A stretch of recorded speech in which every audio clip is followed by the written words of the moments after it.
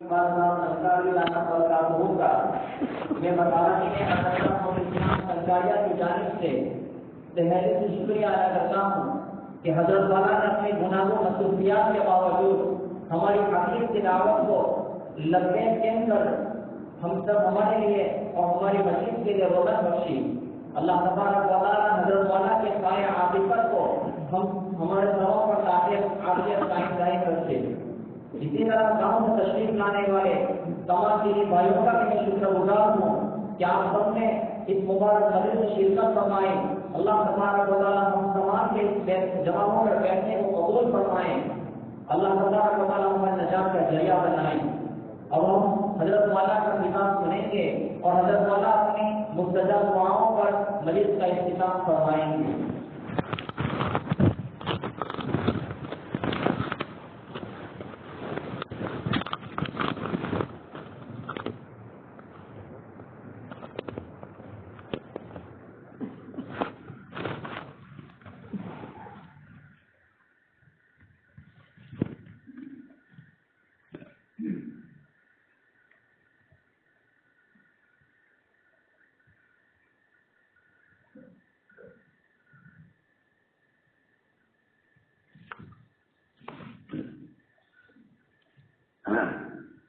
الحمد لله رب العالمين والصلاة والسلام على سيد المرسلين وعلى آله وأصحابه أجمعين۔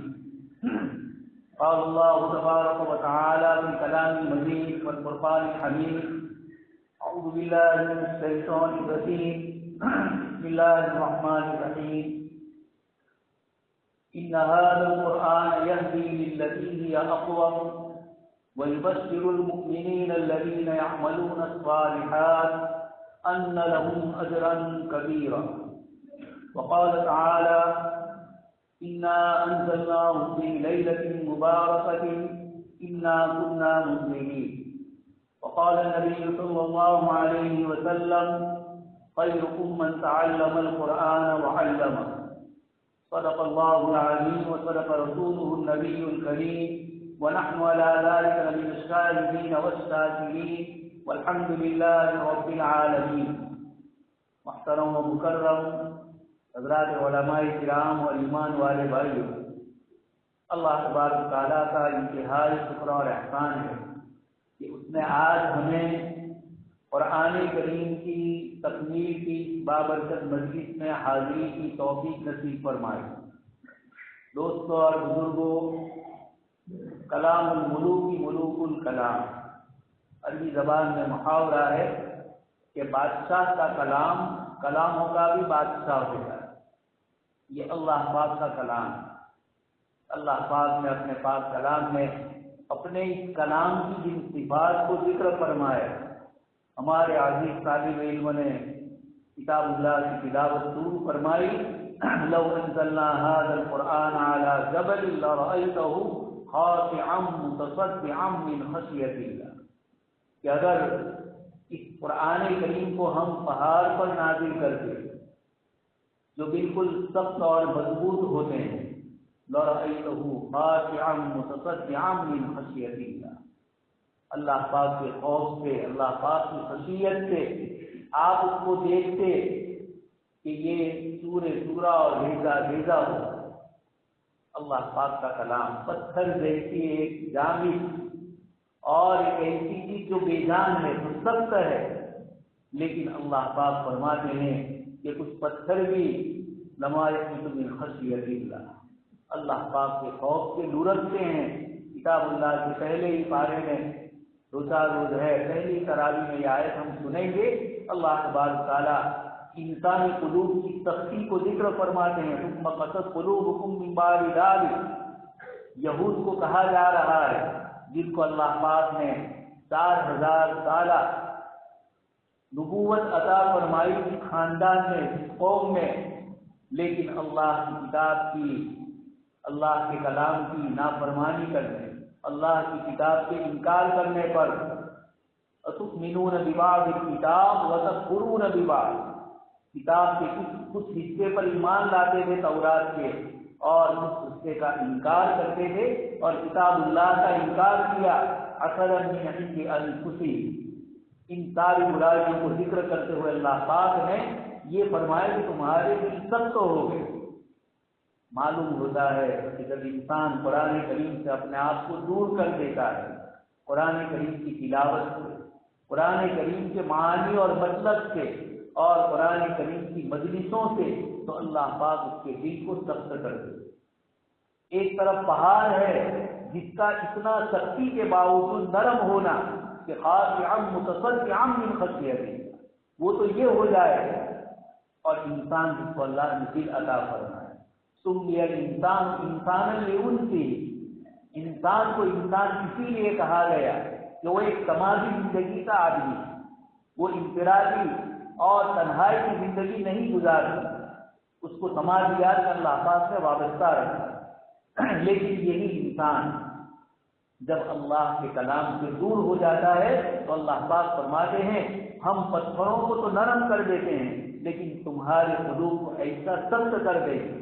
آگے کتاب اللہ نے فرمایا وَاتَّبَعُوا مَا تَتْلُو الشَّيَاطِينُ عَلَى مُلْكِ سُلَيْمَانَ، کہ یہ یہودی حضرت سلیمان علیہ السلام کے زمانے میں ہاروت اور ماروت نام کے فرشتوں نے، جن کو اللہ پاک نے امتحان اور آزمائش کے لیے یہودیوں کی بھیجا تھا، انہوں نے اللہ کے نبی کے کلام کو نہیں سنا، اللہ کی کتاب سے روگردانی کی، تو اللہ پاک نے اس کی نحوست سے ان کو سفلی، میلے اور گندے علم جادو کے پیچھے لگائے۔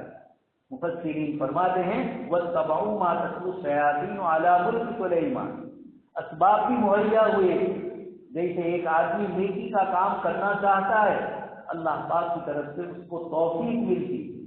یہ ہمارے بچے 2-4 سال پہلے انہوں نے ہمت کی، محنتیں کی، ان کے والد نے بھی اپنے آپ کو تیار کیا، والدین نے، ماں اور باپ دونوں نے، بلکہ ماں کا حصہ زیادہ ہوتا ہے بچوں کی تعلیم و تربیت، اس کی حاضری غیر حاضری کی طرف توجہ ہے۔ تو یہ والدین نے اور اولاد نے محنت شروع۔ استاد محترم جنہوں نے 3 سال تک مسلسل روزانہ سبق کا پارا اور دور سنا، کبھی بچے نے نہیں سنا ہے، کبھی کچا سنا ہے، کبھی 2-4 دن تک بچہ کمزور رہا، یہ مسلسل ذہنی ٹینشن کے ساتھ اساتذہ کرام نے آپ کے اوپر محنت کی۔ مدرسے کے انتظامیہ نے بچوں کی سہولیات کے لیے، اساتذہ کی سہولیات کے لیے اسباب مہیا فرمائے، اور اللہ پاک نے ایک نعمت غیر مترقبہ گزشتہ 40 سال سے اوپر 50 سال ہونے آئے، حضرت مولانا ابراہیم صاحب کی شکل میں ایک مشفق باپ کی طرح، ہم بچوں کے لیے مربی کی شکل میں اللہ پاک نے ایسا مہیا کیا کہ جو بچوں کو پیار اور محبت سے، شفقت سے، اساتذہ کرام کو بھی پیار اور شفقت سے اور محبت سے بات سمجھا کر کسی نہ کسی طریقے سے اس حفظ کے سلسلے کو ترقی پر گامزن فرما رہے، اور مسلسل محنتوں کے ساتھ ہر سال ہماری مقصد سے الحمدللہ 4-5 بچے حافظ ہوتے ہیں۔ ایک طرف دارالقرآن والحدیث تو ہے ہی، لیکن یہ مقصد جہاں سے حضرت مولانا یوسف، مولانا کے استاد محترم ہوتے ہیں مولانا یوسف حضور علی رحمۃ اللہ علیہ، جنہوں نے اس گاؤں میں محنت کی، اللہ پاک ان کو بھی کروٹ جنت نصیب فرمائے۔ اس گاؤں میں ان کے بچپن میں ہم نے محنتیں دیکھی، ہم تو بہت چھوٹے تھے، لیکن حضرت کا جلال بھی دیکھا ہے، محنتیں بھی دیکھی ہے اور کوششیں دیکھی ہے۔ اللہ پاک نے حضرت مولانا ابراہیم صاحب کو اپنے استاد محترم کی اسی ڈگر کے اوپر، اسی طریقے کے اوپر چلایا، اور ایک لمبی مدت سے اللہ پاک کا یہ بندہ اپنی تمام ظاہری باطنی کمزوریاں، بیماریاں، معذوریاں، ان تمام کے باوجود اس پر اللہ پاک نے مستقیم رکھا ہے۔ وَاسْتَقِمْ كَمَا أُمِرْتَ، اللہ پاک نے ارشاد فرمایا قرآن کریم میں کہ استقامت اختیار کیجیے۔ إِنَّ الَّذِينَ قَالُوا رَبُّنَا اللَّهُ ثُمَّ اسْتَقَامُوا، جن لوگوں نے یہ کہا لا الہ الا اللہ اور پھر اس پر جمے رہے۔ حضرت عمر بن خطاب رضی اللہ تعالیٰ عنہ فرماتے ہیں کہ حالات کتنے ہی ناخوشگوار ہو، لیکن وہ پہلے دن جس لائن سے چلا ہے، اپنی زندگی کے اخیر تک وہ ایمان کی سلامتی، حفاظت کے ساتھ، استقامت کے ساتھ رہے، وہ حضرت عمر رضی اللہ تعالیٰ عنہ کا جملہ ہے کہ کچھ جانور ہوتے ہیں جو چالاک ہوتے ہیں، شرارت کر لیتے ہیں اور شرارت سے اپنے آپ کی حفاظت کرتے ہیں، لیکن اپنی اصلی شکل کو چھوڑ دیتے ہیں۔ تو حضرت عمر بن خطاب رضی اللہ تعالیٰ عنہ فرماتے ہیں کہ وہ شیر کی طرح رہا، لومڑی کی چال کی طرح ادھر ادھر نہیں ہوا۔ حالات آتے رہے لیکن نفاق کی طرف، الحاد کی طرف، نفاق ظاہری باطنی کی طرف نہیں گیا، بلکہ وہ ایمان والا اپنے ایمان پر جمع رہا۔ قرآن کریم نے ایسے بندوں کے لیے آگے انعام ذکر فرمایا، تتنزل علیہم الملائکہ الا تخافوا ولا تحزنوا وابشروا بالجنۃ التي كنتم توعدون۔ اللہ کے فرشتے ان کو جنت کی بشارت دے رہے ہیں، ان کو سکون اور طمانینت دے رہے ہیں۔ یہ لیلۃ القدر کے متعلق یہ آتا ہے۔ حضرت شیخ زکریا رحمۃ اللہ علیہ فرماتے ہیں کہ اس کو ایمان اور سلامتی کے ساتھ اپنے اعمال بجا لانے کی تسلسل سے لگاتار تو اللہ پاک کی طرف سے توفیق مل رہی ہے، یہی استقامت اللہ پاک نے اس پر جمایا۔ ایک اللہ والے تھے لیکن عامی تھے، عابد تھے بیچارے، اللہ اللہ کرتے تھے۔ ان کے مریدین میں سے کسی نے کہا کہ اتنے سالوں سے تم عبادت کرتے ہو لیکن کبھی تمہاری یہ عبادتیں اللہ پاک میں یہاں قبول بھی ہوئی یا نہیں ہوئی، اس کی کیا گارنٹی؟ کیا وہاں سے کوئی الہام اور اللہ پاک کی طرف سے کوئی حافظ غیبی کوئی ایسا ہے جس سے پتہ چلے کہ تمہاری عبادتیں قبول ہو رہی؟ عابد تھے، عالم نہیں تھے، چکر میں آ گئے، پریشان ہو گئے، کئی دن تک عبادت میں ادھر ادھر ہو گئے۔ ایک دن اللہ پاک کی طرف سے آواز آئی، لبیک قبول ماں۔ مولانا روم رحمۃ اللہ علیہ فرماتے ہیں کہ اللہ پاک کی طرف سے جواب آیا کہ اگلی عبادت قبول کی تبھی تو توفیق مل رہی ہمارے یہاں۔ اس لیے جو حضرات دین کے اوپر استقامت کے ساتھ حفظ کے ان 3 سالوں میں یہ بچے استقامت کے ساتھ رہے، لگاتار جمے رہے، حالات ناخوشگوار ہوتے ہیں، کبھی کبھار شیطان ادھر ادھر بچہ دیتا ہے، کبھی چھوڑ دینے کی تلقین کرتا ہے، کبھی اور دوسری راہ اپنانے کی کوشش کرتا ہے، لیکن اللہ پاک نے 3 سال جس نے جس مدت اور اللہ پاک کی توفیق کے مطابق قرآن کریم کو یاد کیا، اللہ تبارک تعالیٰ نے استقامت کے ساتھ ان کو قرآن مکمل کرنا۔ اب ہمارے ان حافظ بچوں سے گزارش ہے کہ اللہ پاک نے آپ کے سینے میں اس قرآن کریم کو محفوظ فرما دیا۔ اب اس کی حفاظت ایک حفاظت کا ذریعہ بننے کے اعتبار سے آپ کے ذمہ ہے۔ اللہ پاک نے ارشاد فرمایا، انا نحن نزلنا الذکر وانا لہ لحافظون۔ اس کتاب کو ہم نے اتارا اور ہم ہی اس کی حفاظت کرنے والے۔ حفاظت کی اصلی ذمہ داری قرآن کریم کی تو اللہ پاک نے لی ہے، لیکن میرے اور آپ کے سینے میں جو قرآن ہم نے یاد کیا ہے اس کی یاد رکھنے کی ذمہ داری ہماری ہے۔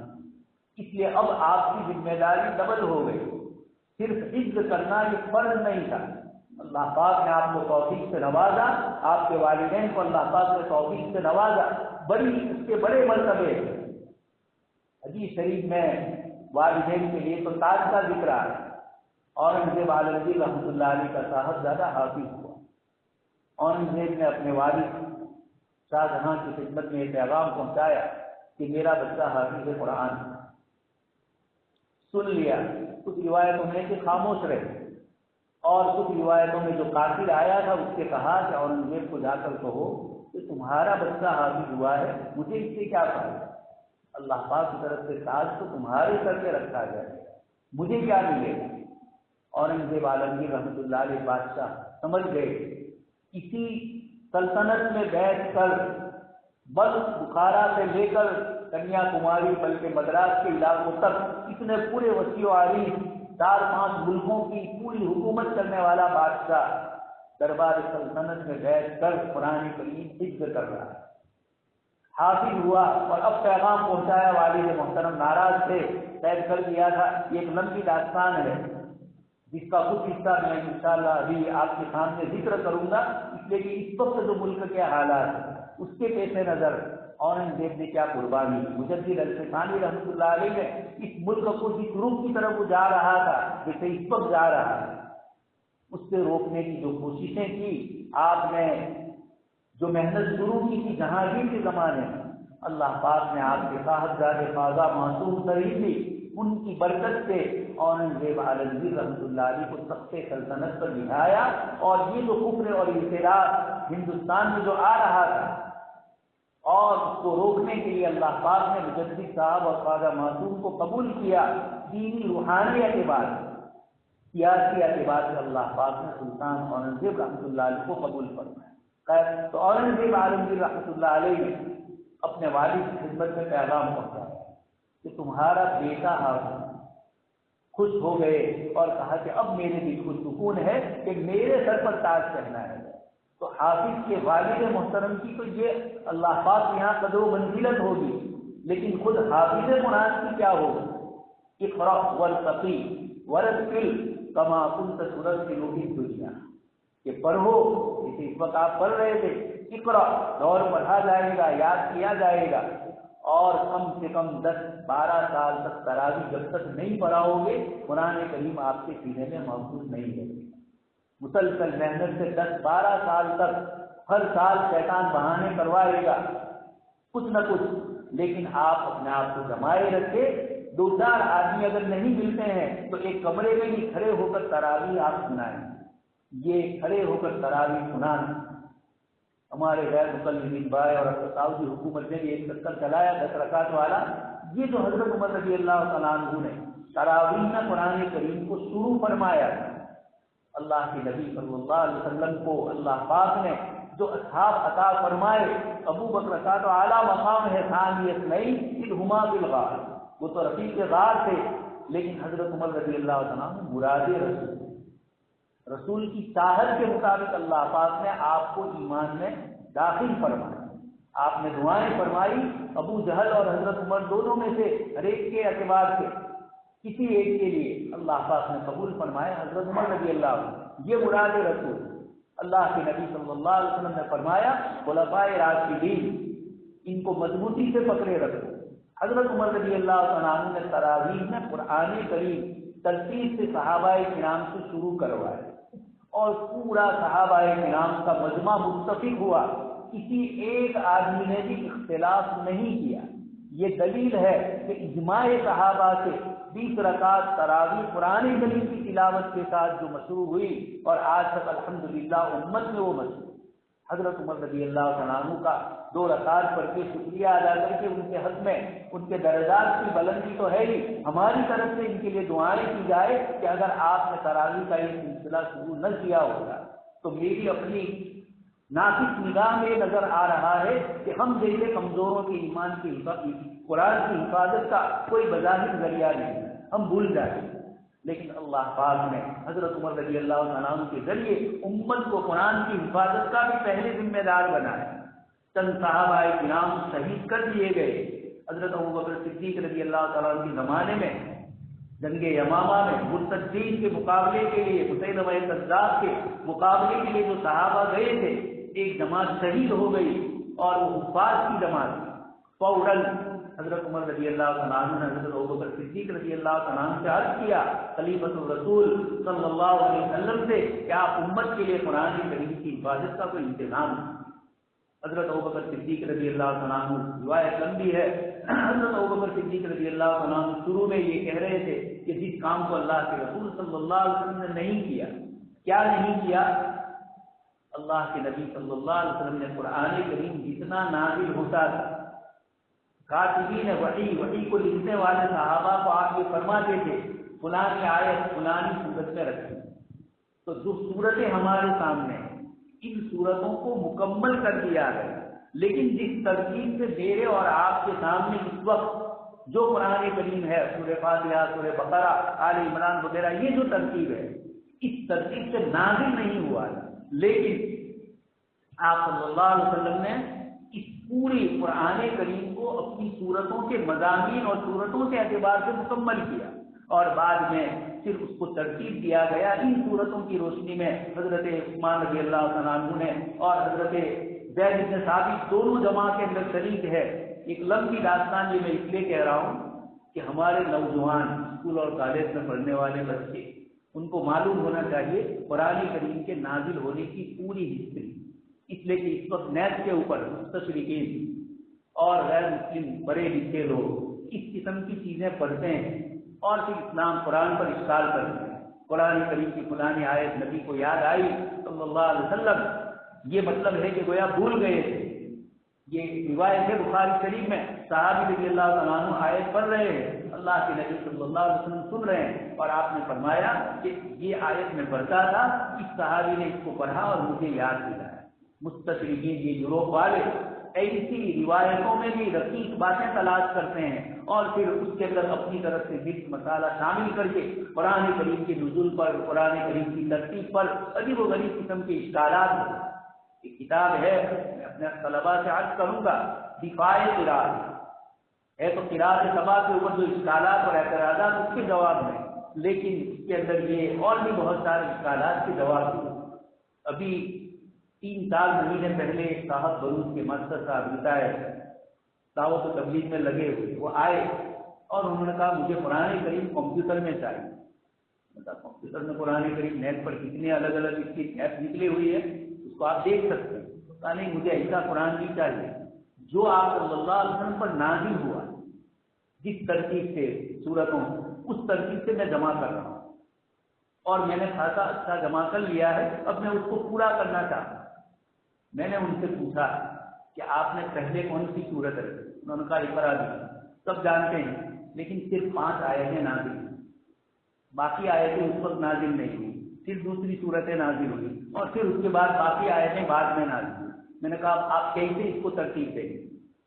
اقرا کی 2-4 آیتیں تو آپ لکھیں گے، پھر اس کے بعد جو آگے والے آیتیں ہیں وہ اس وقت نازل نہیں ہوئی۔ میں نے ان سے کہا کہ آپ کو یہ شوق کیوں دامن دیے ہوئے؟ کہ بس ایسے ہی بیٹھے بیٹھے دماغ میں یہ بات آئی۔ میں نے کہا ہمارے بزرگوں نے جس طریقے سے جو چیز رکھی ہے اسی طرح رکھی۔ پھر میں نے ان کو سمجھایا کہ 200 سال پہلے سے مستشرقین قرآن کریم کے متعلق یہ ترتیب دے رہے ہیں، اور کچھ لوگوں نے کوششیں کی کہ جس ترتیب سے نازل ہوا ہے اس ترتیب سے ہم ترتیب دیں اور لوگوں میں اس قرآن کو رائج کریں۔ حضرت مولانا مفتی محمد تقی عثمانی صاحب دامت برکاتہم نے علوم القرآن میں اس مضمون کو تفصیل سے ذکر کیا ہے، اور یہ لکھا ہے کہ اگر یہ ضروری ہوتا تو جناب نبی اکرم صلی اللہ علیہ وسلم اور صحابہ کرام اس کو اسی ترتیب سے، یہ اللہ پاک کا کلام ہے، اس لیے کچھ چیزیں نہ جاننے کی وجہ سے بہت سارے سوالات کے جواب ہمارا نوجوان نہیں دے سکتا، تو ضروری ہے کہ علماء کرام سے قرآن کریم جیسی عظمت والی کتاب اس کے نازل ہونے پر اشکالات ہو، اس کی صورتوں اور اس کی آیتوں پر اشکال ہو، ایک مومن اور ایک مسلمان کے لیے اتنا ذخیرہ ہمارے بزرگوں نے جمع کیا ہے، اور اللہ پاک جزائے خیر دے ان علماء کو، برسوں پہلے وہ لکھ چکے، اور اب لوگ اس میں ادھر ادھر کی چیزیں نکال کر قرآن کریم پر عجیب عجیب اشکالات کر رہے ہیں۔ خیر، میں اپنے ان عزیز طلباء سے کہنا چاہتا ہوں کہ قرآن کریم کے اشکالات اور اعتراضات کے جواب آپ کب دے سکیں گے؟ جب آپ خود کتاب اللہ کے علوم کو سمجھیں گے۔ ابھی آپ نے کتاب اللہ کے الفاظ نظم قرآنی کو آپ نے یاد کیا ہے، اس کو لفظ بولنا بھی بے ادبی ہے، اس کو نظم بولا جاتا ہے، نظم یعنی موتی، تو نظم قرآنی یہ قرآن کے موتی ہے جو آپ ابھی پڑھ رہے ہیں، یہ جو موتی ہے قرآن کریم کے، اس نظم قرآنی کو آپ نے یاد کیا۔ اب اس کے بعد لکل شیء ظہر و بطن، حضرت عبداللہ بن عباس رضی اللہ تعالیٰ عنہما کتاب اللہ کی آیت ہے هو الاول والآخر والظاہر والباطن، اس کی تفسیر میں فرماتے ہیں کہ ہر چیز کا ایک ظاہر اور ایک باطن، کتاب اللہ کا ایک ظاہر ہے اور ایک اس کا باطن ہے۔ اس کے ظاہر کے یہ نظم جو ہے وہ ہم نے یاد کیا، لیکن ایک اس کے بعد اس کے معانی اور مطالب ہے۔ اللہ کا کلام ہم سے کیا کہہ رہا ہے؟ محبت کی دنیا میں اگر کسی کے پاس اپنے معشوق کا خط پہنچے اور وہ دوسری کسی زبان میں ہو، یا کوئی لفظ ایسا ہو جو سمجھ میں نہ آ رہا ہو، فوراً دوڑا جائے گا اس کو جاننے والے کے پاس اور پوچھے گا، تو یہ عشق مجاز ہے۔ مولانا روم رحمۃ اللہ علیہ فرماتے ہیں عشق مولا کے ام از لیلا بود بہر رسن اولا، لیلا یعنی عورت کا عشق، اپنی معشوق کا اور اپنی محبت کے مظہر کا عشق، یہ کم از لیلا ہوا، مولا کا عشق اور مولا کی محبت یہ لیلا کی محبت سے کچھ کم ہے۔ یہ انسان بڑی سے بڑی خوبصورت عورت کو 20 سال 30 سال 35 سال پھر حسن جواب دے دیتا ہے، بڑھاپا آ جاتا ہے، اور اللہ تبارک تعالیٰ کی ذات عالی جس کی صفات کے متعلق اس نے فرمایا وَلِلَّهِ الْأَسْمَاءُ الْحُسْنَى فَادْعُوهُ بِهَا، اور اللہ پاک نے فرمایا کہ اللہ تبارک تعالیٰ کے اچھے اچھے نام ہیں، وَلَهُ الْمَثَلُ الْأَعْلَىٰ، بہترین اور اچھی مثالیں ہیں اور اچھے امثل نام ہے اللہ تبارک تعالیٰ کے۔ تو اللہ پاک نے آپ کو توفیق عطا فرمائی الفاظ کی، اب آپ محنت کریں گے اس کے بعد اس کے معانی کی سمجھنے کی، اس کے مطالب کو سمجھنے کی۔ قرآن کریم میں امام بخاری رحمۃ اللہ علیہ کی جو روایت میں نے آپ کے سامنے پڑھی، اس میں امام بخاری رحمۃ اللہ علیہ فرماتے ہیں خیرکم من تعلم القرآن وعلم، تم میں بہترین وہ ہے جو قرآن کریم کو سیکھے اور سکھلائے۔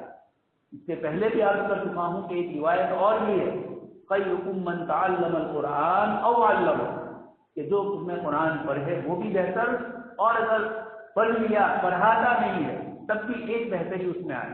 لیکن امام بخاری رحمۃ اللہ علیہ نے بخاری شریف میں اس روایت کو ذکر نہیں کیا، اور اس روایت کو ذکر کیا وعلم، واو، اور واو کا معنی دونوں کو جمع کرنا، حافظ بھی ہونا اور عالم دین بھی ہونا، اور بہترین محنت اور صلاحیت کے ساتھ آگے بڑھنا۔ دنیا کی ہر چیز مارکیٹ میں آپ جاتے ہیں تو اچھی سے اچھی چیز تلاش کریں، مارکیٹ میں اہل علم بھی جائیں گے تو اچھا مولوی ہوگا، اسی کو پسند کیا جائے گا۔ اس لیے آپ کو کتاب و سنت کی مہارت بھی اچھی اور اعلیٰ درجے کی حاصل کرنی ہوگی۔ اللہ کا کلام جب اعلیٰ اور عرفہ ہے، جب وہ بلند ہے، تو اس کے علوم، اس کے اندر سے نکلنے والے روشنیاں قد جاءتکم موعظۃ من ربکم وشفاء لما فی الصدور، اللہ پاک فرماتے شفا ہے ظاہری بھی اور باطنی بھی۔ اور قرآن کریم میں اللہ پاک نے فرمایا اللہ نزل احسن الحدیث، اللہ پاک نے بہترین بات کو نازل فرمایا، مراد اس سے قرآن کریم ہی ہے۔ تو اللہ پاک نے اتنی عظیم نعمت سے ہمارے نزیب طلباء کو مالا مال کیا، یہ اللہ تبارک تعالیٰ کا شکر اور احسان ہے۔ آج کے اس دور میں جبکہ ہر صحابہ سے امت پر، اس امت پنے کو نکالنے کی کوششیں ہو رہی ہیں، مسلمان مسجد میں نماز بھی رہے، باہر نکل کر اس کو اپنے دین سے سماجی زندگی میں، تجارت کی زندگی میں، لین دین اور معاملات کے مسائل میں اس کو دین اسلام اور شریعت اسلامیہ سے کوئی تعلق نہ ہو، بس مسجد تک یہ مسلمان رہے، اس کی کوششیں مسلسل ہو رہی ہیں۔ 2-4 دن پہلے آپ سن چکے ہیں آسام میں، وہاں جو کچھ قانون اسلام کے نکاح اور طلاق کے رجسٹریشن کے جو مسائل ہے اس کے چھیڑ چھاڑ کیا جا رہا ہے، مسلسل اس طرح کی خبریں آ رہی ہے، چیزیں آ رہی ہے، یہ لگاتار محنتیں ہو رہی ہیں۔ اللہ پاک نے، کتاب اللہ نے ہم کو پہلے سے بتلا دیا لَتُبْلَوُنَّ فِي أَمْوَالِكُمْ وَأَنفُسِكُم، تمہاری جان میں، تمہارے مال میں، ہر چیز کے اندر لَتُبْلَوُنَّ، ضرور بھی ضرور تم آزمائے جاؤ، مال میں اور جان میں آئے گی یہ چیزیں۔ وَلَتَسْمَعُنَّ مِنَ الَّذِينَ أُوتُوا الْكِتَابَ مِنْ قَبْلِكُمْ، تم سے پہلے جو اہل کتاب یہود اور نصارہ گزرے ان کی طرف سے سنو گے، اخبارات کے ذریعے سنو گے، ریڈیو کے ذریعے سنو گے، اور اب آج کے دور کے اندر واٹس ایپ کے ذریعے اور نئی نئی اسلام پر ہونے والے اعتراضات کی شکل میں سنو گے۔ لَتَسْمَعُنَّ، ضرور بھی ضرور یہ چیزیں ہونے والی ہیں، لیکن یہ ہوگی اپنے اعتبار سے، تمہیں اس سے متاثر نہیں ہونا ہے۔ یہ قرآن کریم کی آیت خبریں دے رہی ہے تو خبر نہیں ہے، اللہ پاک جن چیزوں کی خبر دیتے ہیں، خبر کے بعد اس کے انشاء کوئی اور دوسرا نتیجہ مقصود ہوتا ہے، تو ان آیات کے ذریعے اللہ پاک نے بتلایا۔ اللہ پاک نے فرمایا یریدون لیطفئوا نور اللہ بافواہہم، وہ اللہ کے نور کو اپنی پھونکوں سے بجھانا چاہتے ہیں، واللہ متم نورہ ولو کرہ الکافرون، یہ کتنی کوششیں کرے لیکن ان کی کوششیں کارگر نہیں ہوئی۔ اللہ تبارک تعالیٰ اقبال نے شعر فرمایا کہ اللہ پاک نے صنم کھانے سے کہاں کہاں سے اللہ تبارک تعالیٰ نے ایمان والے پیدا کیے، دادا جنہوں نے زبردست شکست دی مسلمانوں، بغداد کی اینٹ سے اینٹ بجا دی، یہ سب کچھ ہوا، لیکن تاریخ لکھنے والا ایڈورڈ گیبل اور اس طرح کے سر ولیم میور یہ لکھ رہے ہیں کہ مسلمان تو مغلوب ہو گئے، شکست کھا گئے، لیکن اسلام چند سالوں کے بعد غالب آ گیا۔ یعنی وہی تاتاری اللہ تبارک تعالیٰ نے ان کو اسلام کی توفیق سے مالا مال کیا۔ چند اللہ کے بندے تھے جنہوں نے خفیہ طریقے سے دعوت و تبلیغ کا کام جاری رکھا، اور ایک دن وہ آیا کہ اللہ پاک نے ان سب کو ایمانیات سے نواز دیا۔ حضرت مولانا سید ابو الحسن علی الندوی رحمۃ اللہ علیہ فرماتے ہیں 3 قومیں ایسی ہیں جو پوری کی پوری 100% قوم ایمان میں داخل ہو۔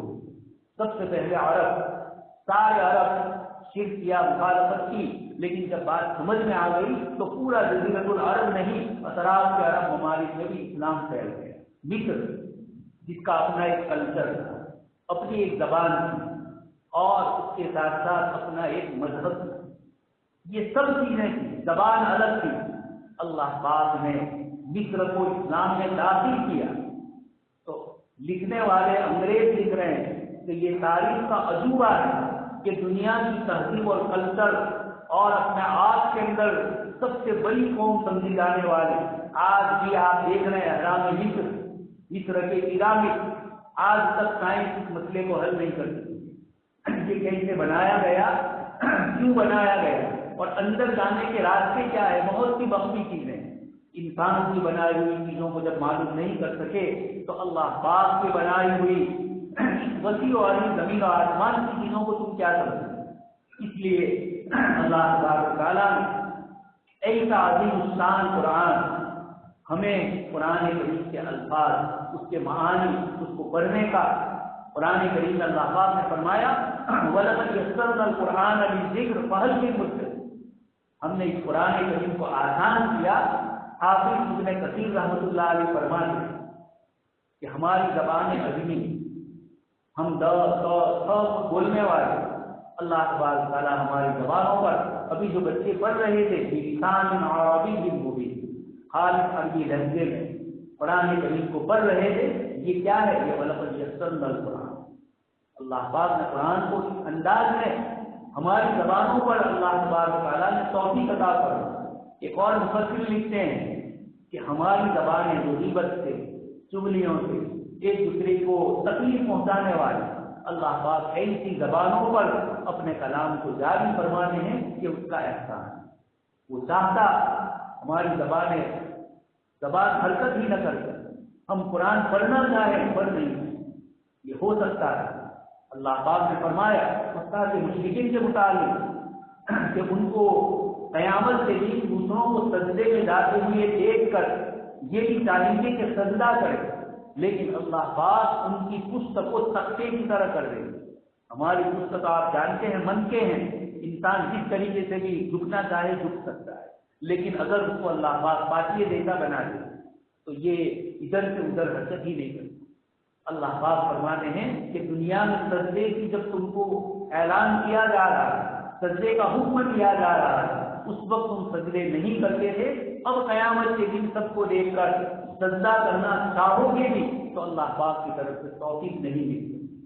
دوستو یہ تو مشرکین کو قرآن نے فرمایا، میں اور آپ ہمارے وہ نوجوان بھائی جو ابھی کھڑے ہو کر نماز پڑھ سکتے ہیں، رکوع اور سجدہ زمین پر سر رکھ کر کر سکتے ہیں، اس سے پہلے کہ ہمارے معذور اور مجبور بھائیوں کو ہم مسجد میں دیکھ رہے ہیں وہ بیچارے زمین پر سر نہیں رکھ سکتے، اس سے پہلے کہ ہمارے اوپر وہ حالات آئے ہم سجدوں کی کثرت کریں، نمازوں کی پابندی کریں۔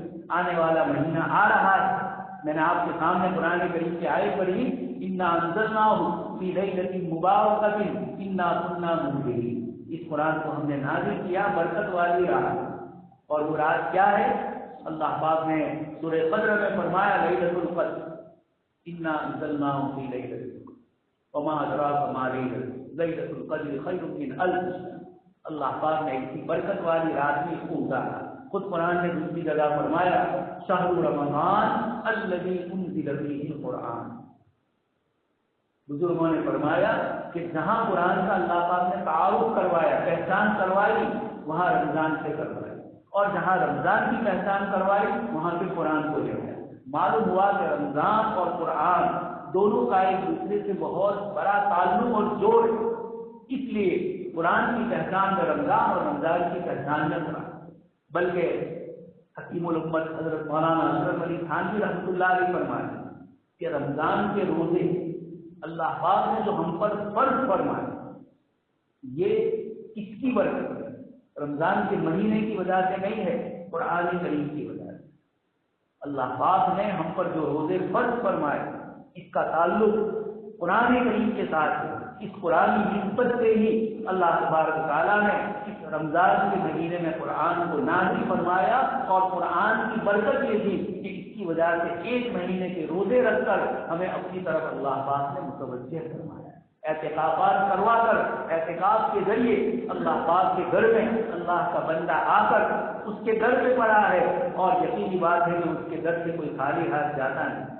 امن یجیب المضطر اذا دعاہ ویکشف السوء، اللہ تبارک تعالیٰ اس کی تکلیف کو دور کرتے ہیں۔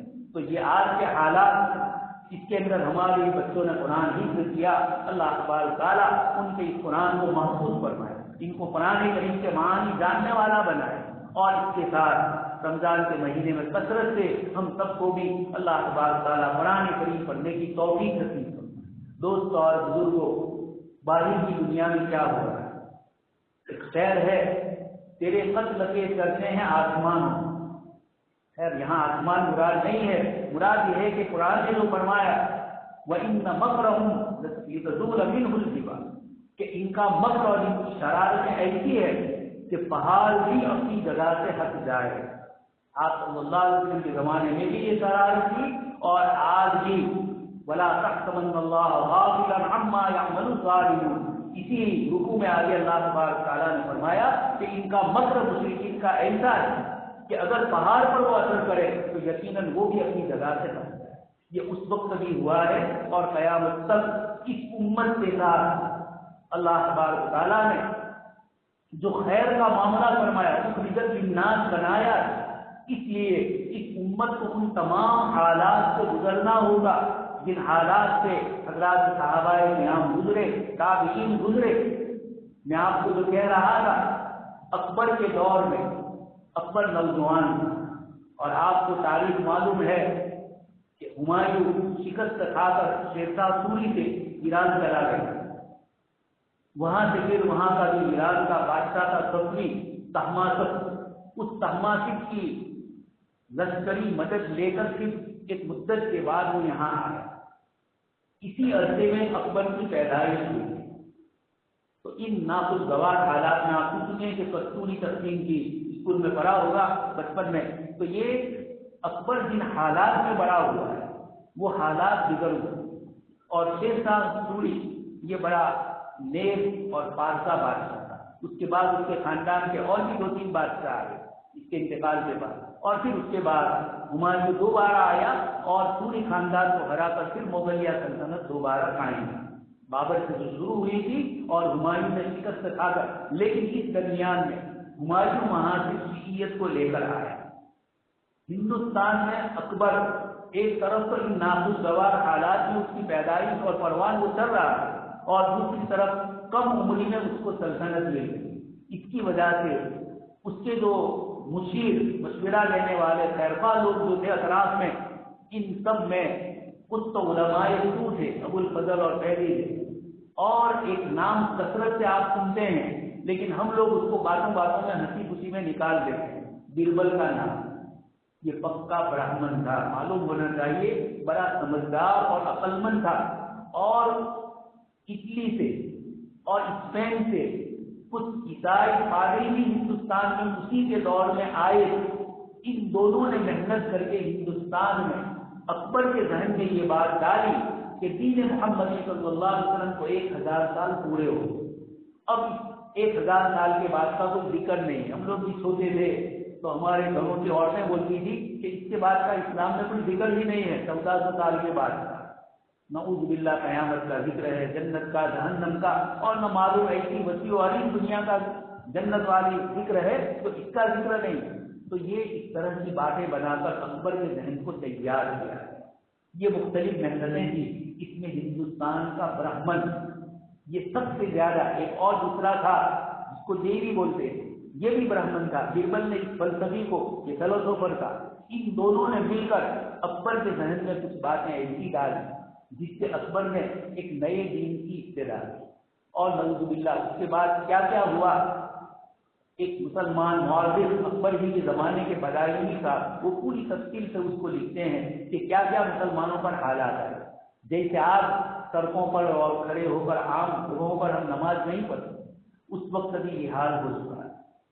جتنی بھی محنتیں ہوتی تھی مسلمانوں کو غیر بنانے کی ہوتی، لیکن خود ایک بھی ہندو مذہب چھوڑ کر دین الہی میں داخل نہیں ہوا۔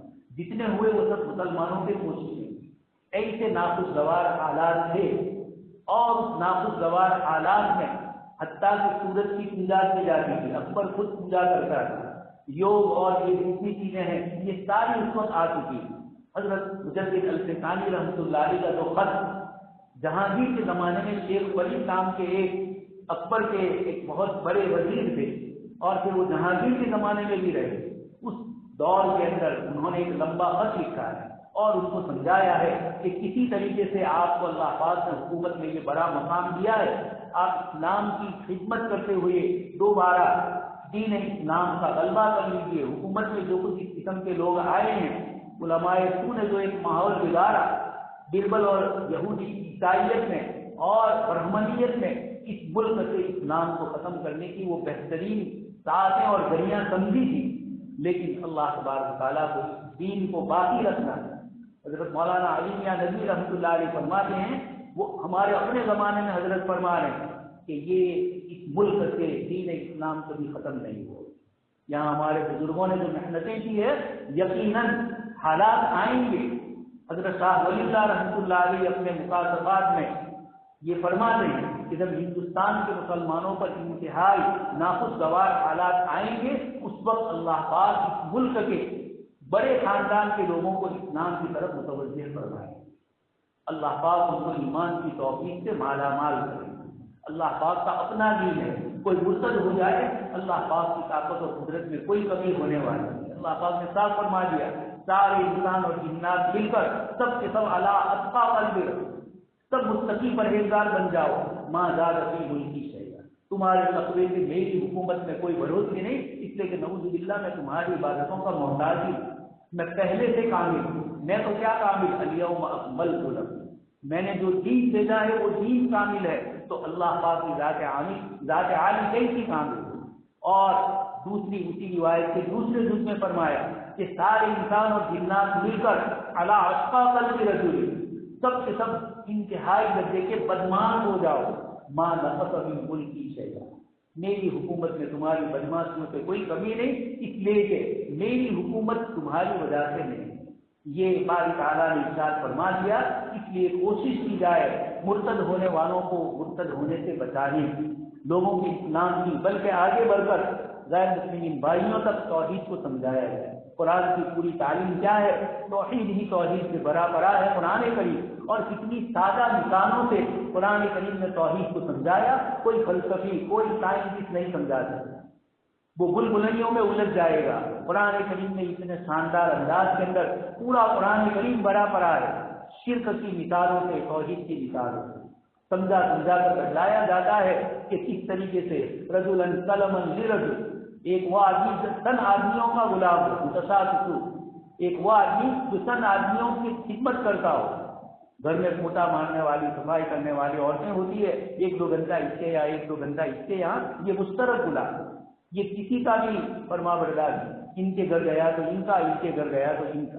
اللہ پاک فرماتے ہیں کہ ایک وہ آدمی جو ادھر ادھر پھانسے مارے، وہ کبھی یہاں جائے کبھی وہاں جائے۔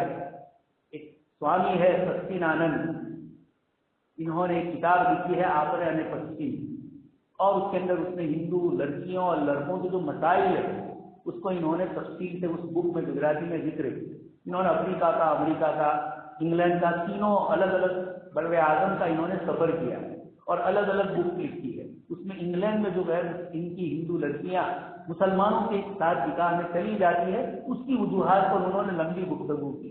اسی کے اندر انہوں نے سمجھایا کہ جب تک، چونکہ وہ آریہ سماجی ہے اور آریہ سماجی شرک یعنی مورتی کی پوجا نہیں کرتی، یہ الگ بات ہے کہ اب ہو گئی، باقی گیانند سرسوتی آریہ سماج کی بنیاد اس پر ہوئی کہ گیانند سرسوتی مندر میں بیٹھے ہوئے تھے اور ایک چوہا آیا، پرسادی پڑی ہوئی تھی مورتی کے اوپر، اس نے وہ پرسادی لی اور لے کر چلا گیا۔ یہ بیٹھا ہوا اس نے کہا کہ یہ اپنے آپ کے پاس سے مٹھائی نہیں بچا سکتا، یہ میری کیا حفاظت کر سکتا ہے؟ اور پھر اس کے بعد سے انہوں نے شرک اور کفر کو ختم کر یہ مورتی پوجا کو انہوں نے اس کا رد کیا. لیکن عظیم یہ ملک ہے. حضرت مولانا علی میاں صاحب کا جملہ ہے اکال الامم. ایک ہوتا ہے کھانے والا, گوشت کو کھانے والا, مچھلی کو کھانے والا. یہاں نام رکھا مولانا نے اکال الامم, امتوں کو جماعتوں کو کھانے والا. بوجھ مچایا, ختم ہو گیا ہندوستان. ختم ہونے کا مطلب ہندوؤں کے تابع ہو گیا. جین مت الگ ہے, تابع دونوں میں شرک نہیں ہے, اس لیے کہ بودھ تو خدا ہی کو نہیں مانتے. اور مہاویر سوامی جو تھے یہ مانتے ضرور تھے, لیکن ان کے یہاں بھی کچھ عجیب شرک کی نفی, لیکن دونوں مذہب کو شرک میں ملا دیا. سردار بھی کچھ تو تھے سکھ لوگ, ان کو بھی اپنے ساتھ ملا کر شریک کر دیا. اب یہ ایک امت مسلمہ رہی ہے, کوشش ہو رہی ہے کہ اس لوہے کے تنوں کو کس طرح دبایا جائے, لیکن اللہ کا شکر ہے کہ یہ دبائے نہیں جائے. یہ اپنی توحید میں, اپنے قرآن کی حفاظت میں اور قرآن کریم کی تعلیم میں محفوظ ہے. تو اللہ پاک نے ہمیں یہ توفیق عطا فرمائی کہ قرآن کریم اللہ پاک نے ہمارے سینوں میں محفوظ رکھا. مجدد الفسانی رحمۃ اللہ علیہ نے جو محنتیں کی اور جہانگیر کو سمجھایا گیا, علامہ اقبال نے جو اشعار کہے, گردن نہ جھکی جس کی جہانگیر کے آگے, جس کے نفس گرم سے ہے نرمی احرار. آگے فرماتے ہیں وہ ہند میں سرمایہ ملت کا نگہبان اللہ نے بر وقت کیا جس کو خبردار. گردن نہ جھکی جس کی جہانگیر کے آگے, جس کے نفس گرم سے ہے گرمی احرار. یہ مجدد الفسانی رحمۃ اللہ علیہ کے متعلق علامہ اقبال نے خلاف تحسین پیش کیا. یہ اللہ کا بندہ تھا, اسی لیے ہمارے ہسٹری پڑھنے والے طلباء کو معلوم ہونا چاہیے کہ ہندوستان میں ہندو مندروں کے لیے سب سے زیادہ جاگیریں دینے والا اورنگزیب عالمگیر, ہندوؤں کی سب سے زیادہ رعایت کرنے والا, برہمنوں کا سب سے زیادہ خیال رکھنے والا اورنگزیب عالمگیر رحمۃ اللہ علیہ. لیکن سب سے زیادہ ان کو بدنام کرنے کی کوششیں جتنی ہوئی اور کسی کی نہیں. اس کی وجہ یہی ہے کہ اس وقت کا برہمن والا, آپ کو معلوم ہونا چاہیے یہ جو گورنمنٹ ہے یہ دارا شکوہ کی قبر تلاش کر رہی ہے دہلی سے. یہ تلاش کر رہی ہے کہ دارا شکوہ جن کو اورنگزیب نے شکست دی, ان کے بھائی میں سے یہ برہمنوں کے ساتھ مائل تھا, اس کی پوری زندگی گزری ہے سنسکرت اور اس طرح کی چیزوں ہی کے اندر. یہ اس کو آگے بڑھانا چاہتے ہیں, اس سے تلاش کر رہے ہیں. جو پراتتو اکھاڑا ہے اس کے لوگوں کو مسلسل لگایا.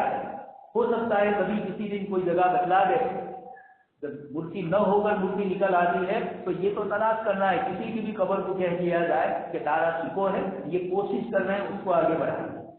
یہ اللہ پاک کا شکر تھا کہ اس وقت مجدد صاحب کی محنتوں نے اس ملک میں اسلام کو دوبارہ بحال فرمایا.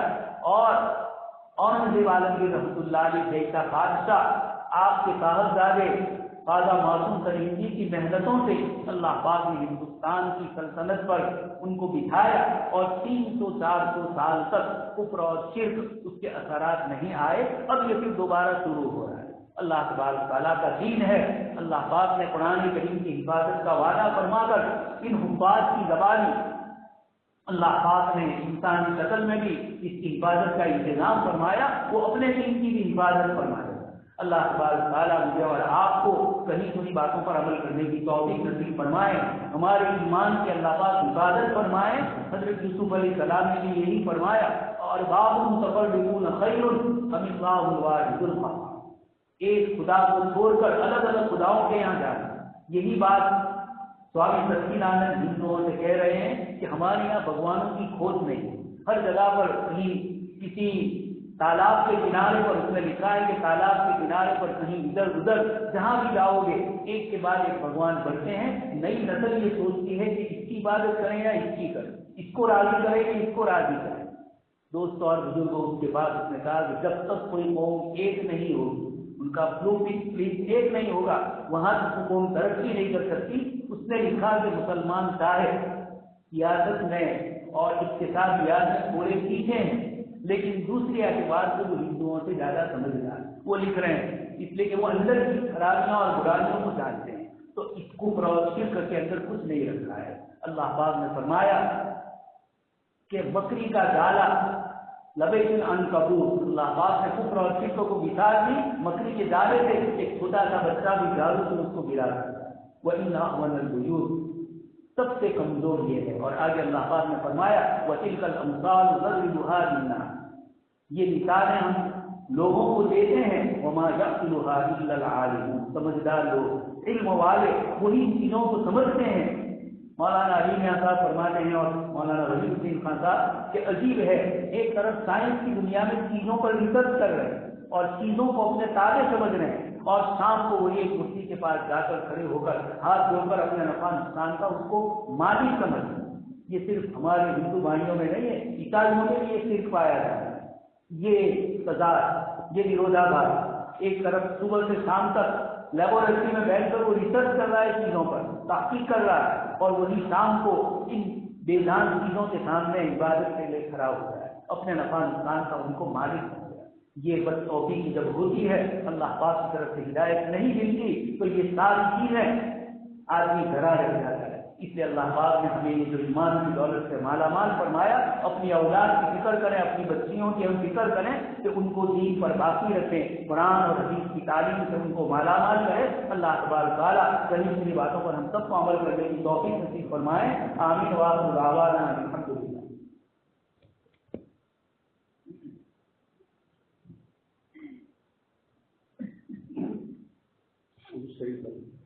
اللهم صل على سيدنا نبينا وشفيعنا ومولانا محمد كلما ذكره الذاكرون وكلما غفل عن ذكره الغافلون اللهم يا رب صل وسلم دائما ابدا على حبيبك خير الخلق كلهم مولاي کریم ہم سب کے گناہوں کو معاف فرمائے۔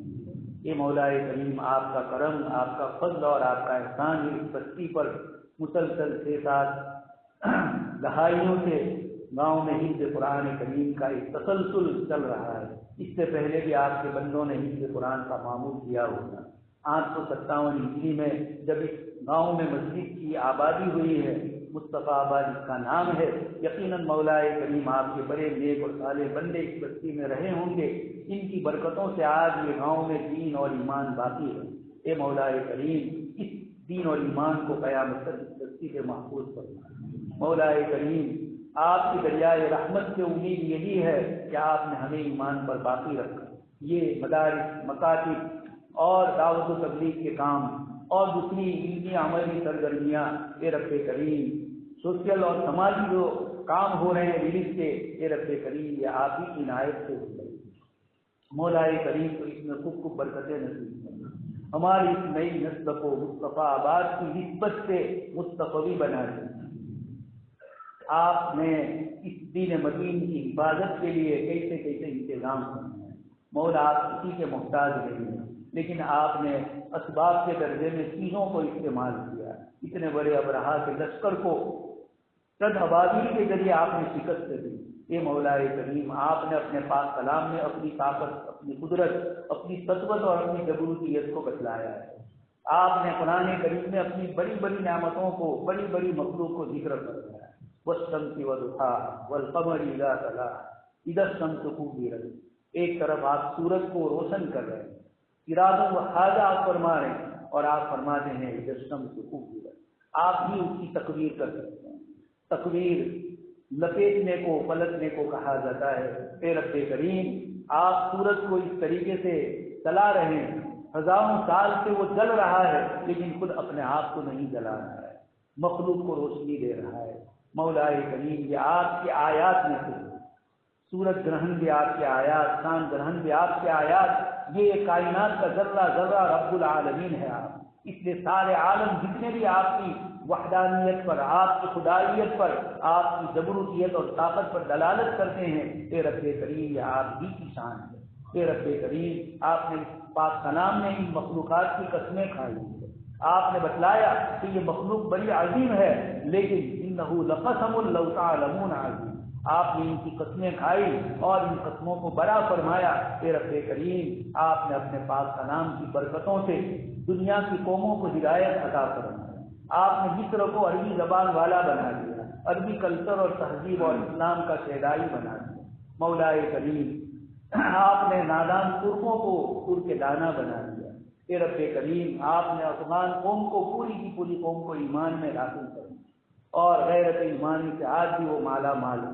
اے رب کریم ہم تو بڑے کمزور ہیں، بڑے ضعیف ہیں، دشمنوں کی طرف سے آنے والے حملوں کی تاب ہم اپنی مادی طاقتوں سے اتنے عاجز آ چکے ہیں، اتنے اس کے لوازمات ہمارے ساتھ لگے ہیں کہ مولا کریم ہم ظاہری اعتبار سے اس کو بڑا کریں کہ رب کریم پوری ہماری مدد کرے۔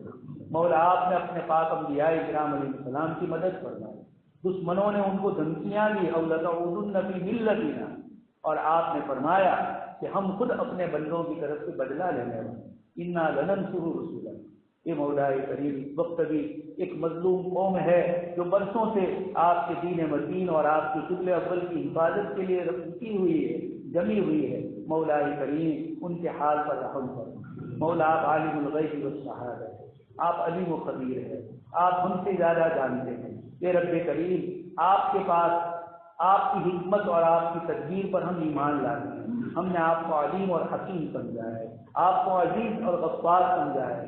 مولا کریم وہ بندے نکلتے ہیں، اے رب کریم ان مظلوموں کی مدد کریں، ان کے کھانے پینے کا انتظام فرما دیجیے، غیر سے آپ ان کی مدد فرمائیے، ان بچوں اور ان بوڑھوں کو، ان عورتوں اور ان معصوم بچوں کے لحاظ فرماتے ہوئے مولا کریم دنیا کی وہ طاقتیں جو ہیومن رائٹس کے دعوے کرتی ہے، اے رب کریم ایسے ظالموں اور جابروں سے امت کی حفاظت کر، ایسے منافقوں اور ایسے دوگلا پنوں سے اے رب کریم تو امت کی حفاظت کر، نفاق کو ختم کر کے اخلاص والے مومنین کی تعداد کو بڑھا دیجیے۔ اے رب کریم آپ ہی مدد کرنے والے ہیں، آپ کی ذات عالی کے علاوہ ہمارا کوئی نہیں ہے۔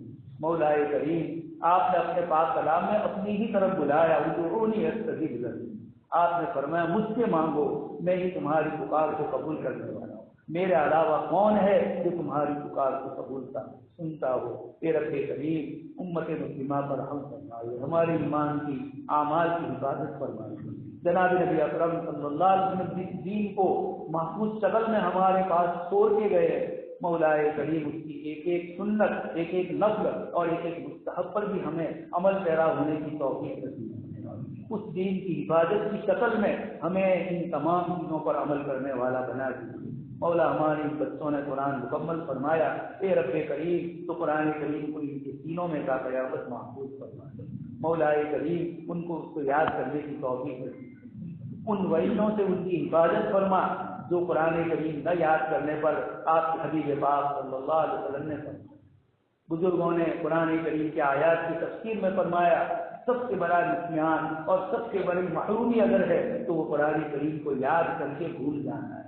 مولا اس سے میری اور ہماری طلبہ عزیز کی حفاظت کر، قرآن کریم کی تلاوت سے ہمیں توفیق نصیب فرما۔ رمضان کے برکت والے مہینے میں ہمارے بہت سارے بھائی کمزور ہے، ضعیف ہے، بیمار ہے، لیکن ہمتیں کرتے ہیں روزہ رکھنے کی، ہمتیں کرتے ہیں نماز پڑھنے کی، مسجد تک آنے کی، تراویح پڑھنے کی۔ اے رب کریم تو ان کو قوت اور طاقت عطا کر، مولا کریم ان کی نیتوں کے مطابق ان کو ثواب عطا کر۔ اے رب کریم آپ ہی ثواب دینے والے ہیں، آپ ہی نیتوں کے مالک ہیں۔ اے مولا کریم امت بڑی کمزور ہے، رب کریم کو حفاظت ہے۔ مولا اسکولوں اور کالجوں میں الحاد اور لادینیت کے ساتھ ساتھ کفر اور شرک مختلف شکلوں میں آ رہا ہے۔ ہماری یہ نوجوان نسل ایک طرف سیکولرزم کا بھی شکار ہو رہی ہے تو دوسری طرف اس ملک کے کفر اور شرک والے گنگناتے ہوئے ماحول کی بھی یہ بیچارے پریشان ہیں۔ اے رب کریم کی ان کے دین اور ایمان کی حفاظت کرو، ہم سب کے ایمان کی حفاظت کرو۔ اللهم إنا نسألك من خير ما سألك منه نبيك وحبيبك محمد صلى الله عليه وسلم، ونعوذ بك من شر ما استعاذك منه نبيك وحبيبك محمد صلى الله عليه وسلم، أنت المستعان عليك البلاغ، لا حول ولا قوة، سبحان ربك رب العزة عما يصفون، وسلام على المرسلين، والحمد لله۔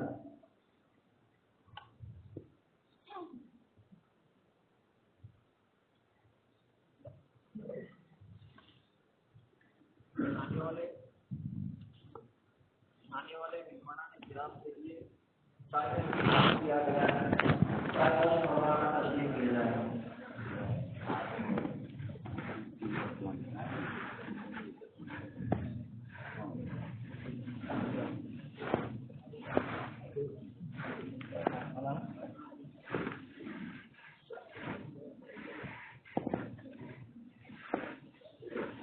السلام علیکم مولانا۔